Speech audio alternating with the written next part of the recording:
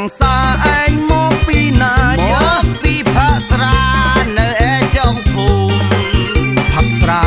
មិនក៏ឯងយំមេងស្ទាវច្រឡំវាតបច្រើនដៃឯងផឹកក្លែមអីអានាហឹងហើយគ្នាច្រៀងជាមួយស្រីស្រី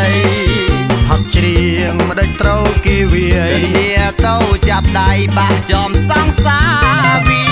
សំមុខឯងធ្វើមិនត្រូវបើចាប់ប៉ះផ្លូវប្រហែលឯងត្រូវវាហើយគ្នាផាប់ស្រវឹងមិនដឹងជាវាព្រោះគ្នាវាឯងចាស់ដៃឯងនិយាយយកតែខាងត្រូវគ្នាដើរត្រង់ផ្លូវមិនវាឯណាស្រវឹងឯងចោតទៅលើស្រាស្រវឹងមិនជាត្រូវគេវាយអញចឹងហើយអាយ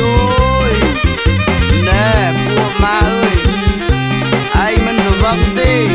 មេស្ទាវវាច្រឡំវាយឯងទេ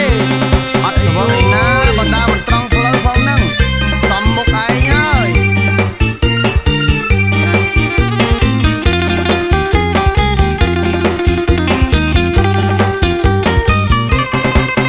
រាំងសាឯងមកពីណាមកពីផាក់ស្រានៅឯចុងភូមិផាក់ស្រា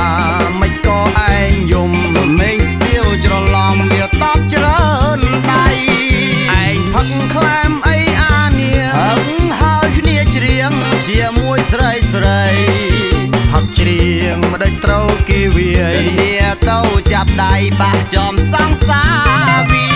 សំមុខឯងធ្វើមិនត្រូវបើចាប់ប៉ះផ្លូវប្រហែលឯងត្រូវវាហើយគ្នាផាប់ស្រវឹងមិនដឹងជា